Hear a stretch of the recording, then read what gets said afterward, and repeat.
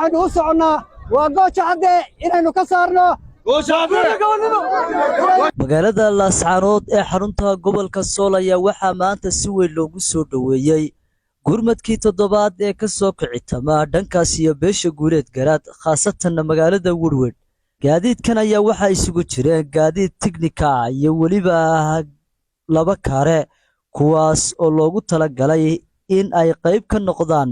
halganka labaad ee lagu xoreynayo magaalada laascaanood ee xarunta gobolka sool kumanaan kale oo gaadiid shacab iyo weliba gaadiid dagaal ayaa soo dhoweeyey kuwaasoo 10 kilomitir dhanka koonfureed meel jirta uga hortegay magaalada laascaanood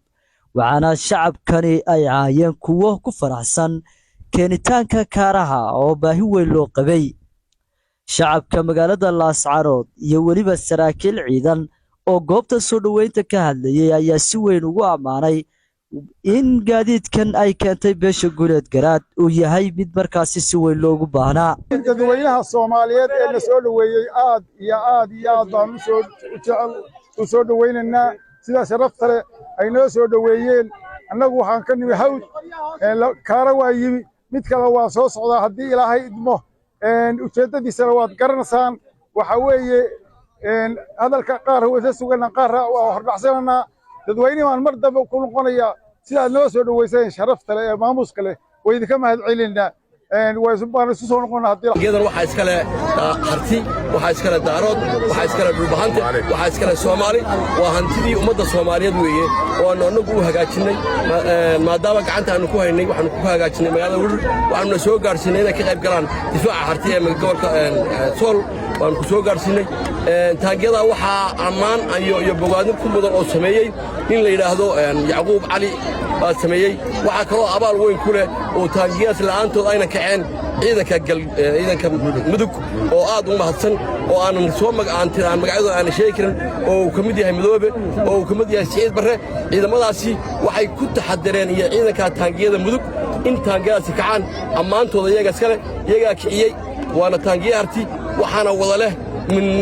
عدولة إلا يحافون إلا يمشي له كرعد إن كستوى هتتجيه هنتلا تانجيدا وبدليهين وكارياشا وبدليهين مال كستوى الله جب هذانا وعنو بلن قادنا إننا نجين دونه يعدو الصوماليات وكسته ويعدو كوا صومالي بقى وعنو بلن قادنا إننا نجين دونه مثلا روح عن لا يا جايز كهالك المرة يا وجايز محمد سياد بره دولة سعيد الله كتكتي kuwa ay kaga tagtay ee deegaanku ay la hadeen maanta waxa lagu difaacayaa shaqada ay markii hore dawladda Maxamed Siyaad Barre ay hayeen calankii dadka Soomaaliyeed iyo ciidii dadka Soomaaliyeed iyo diintii dadka iyo dalkiiba lagu ilaalinayaa iyo sharaftoodii kuwa ay gala hadeen nimanka galbeedka juna waxa lala dhacayaa dadkii iyo calankii iyo diintii waa lagu dagaalamayaa marka intaasaan ummadda u sheegayaa ummadda Soomaaliyeed iyo Xasan Sheekh iyo nimankaana waxaan leeyahay xagga jira warcalankii buluuga ay dadkan u dhimanayaan iyagay difaacayaan 32 sano goor gaadiidkii ay halka dawladda Siyaad Barre kaga tagtay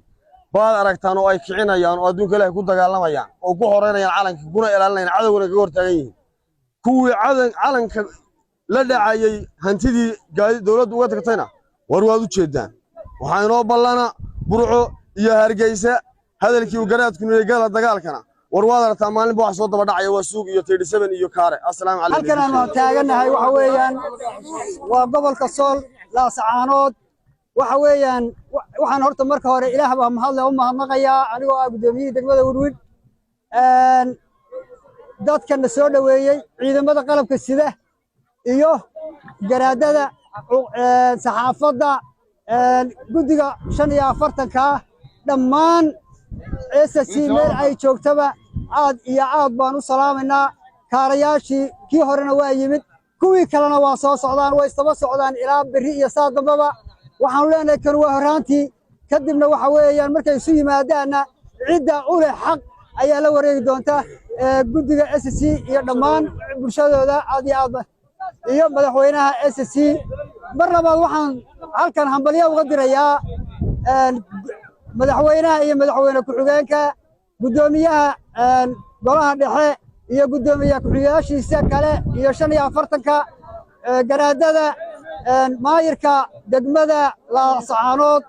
dhammaan jamaahiirta ciidamada qalabka sida saraakiisha iyo askarta dableyda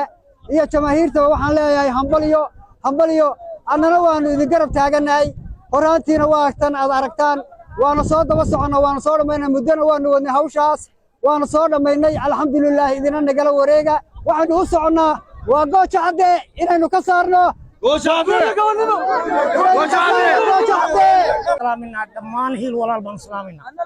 dhammaan hiil walaal baan salaamaynaa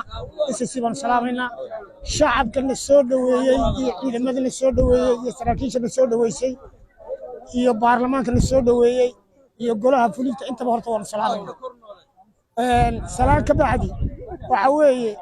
annagu waanu soconnaa markii koowaadna maaha markii labaadna maaha waxaan leeyahay SNM waxaan leeyahay geel iyo fardaan u dhaqan jir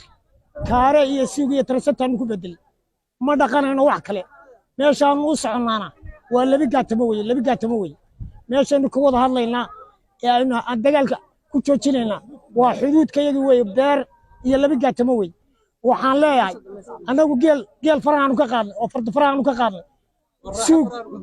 suuq baanu dhaqanaynaa tarsataan dhaqanaynaa karayaal baanu dhaqanaynaa berri baanu keenaynaa maantaanu keenaynaa annaga beeraha inooga soo go'een kuwa buuqodlay ka soo go'een oo kuwa uruubay ka soo go'een oo kuwa yagoori bay ka soo go'een annaga waa inoo baxeen waxaa leeyahay marka muuse handaraabow baalka waxaa leeyahay quusiye iyo fuuqsada la yidhaahdaa marka waxaan leeyahay in allaale inta jamaahiira iyo inta ciidamada ee aanu walaalaha nahay ee hiil walaal ee dadibka saaran ee dhifayska ku sii jirta dhammaantood waa salaamay waxaa la soo dhoweeyey kaarihii laga keenay degmada Woodward ee guuleed garaad waxa soo dhoweeyey dadweynaha aragtaan wax xasaanad iyo hub iska soo daba dhacayo way arkaysaa aslam waxaan leeyahay maalintu maaha maalintii aad shiikaha nala dhacayseen ee maanta annagu waxaanu kaga jawaabaynaa kaare awal waxa lagaga cabanaynaa ka barkad waxa lagu haystay iyo ninkii loo jiray tukaana laayay hadduu idin laayay haddana waa laydin laynayaa ee aslamay diyaar garooba